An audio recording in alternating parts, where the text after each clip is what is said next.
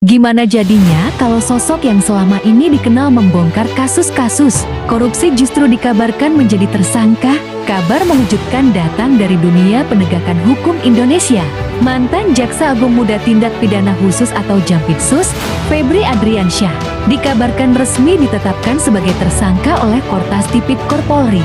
Benarkah demikian? Yuk, simak fakta-faktanya.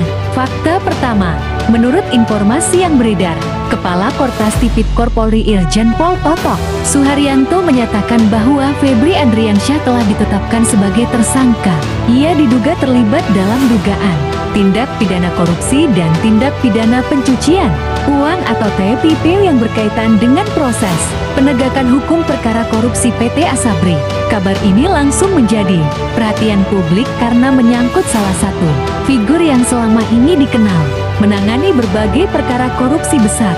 Fakta kedua, kasus yang menjadi sorotan berkaitan dengan penanganan perkara korupsi PT Asabri.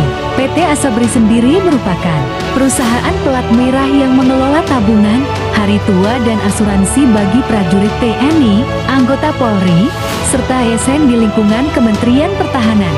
Kasus korupsi Asabri sebelumnya telah menjadi salah satu perkara dengan nilai kerugian negara yang sangat besar dan menyeret sejumlah pihak ke proses hukum. Kini, perhatian publik tertuju pada dugaan penyimpangan yang disebut terjadi dalam proses penegakan hukumnya.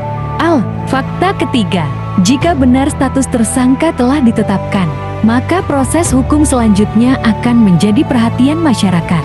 Dalam sistem hukum Indonesia, penetapan tersangka merupakan bagian dari proses penyidikan dan bukan berarti seseorang telah dinyatakan bersalah.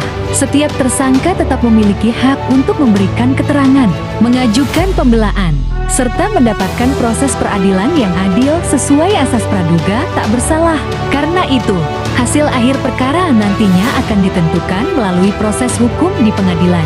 Fakta keempat, nama Febri Adriansyah sebelumnya dikenal luas karena memimpin penanganan berbagai perkara besar, mulai dari korupsi di sektor pertambangan, tata niaga komoditas, hingga kasus-kasus yang melibatkan kerugian negara dalam jumlah fantastis. Oleh sebab itu, kabar mengenai dugaan kasus yang menjerat dirinya memicu beragam reaksi dan menjadi perbincangan hangat di masyarakat maupun media sosial. Penutup, kasus ini dipastikan akan terus menjadi perhatian publik dalam beberapa waktu ke depan.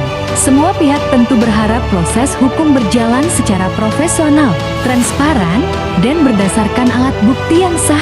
Kita tunggu bagaimana perkembangan selanjutnya, termasuk penjelasan resmi dari pihak-pihak terkait, serta proses hukum yang akan berlangsung.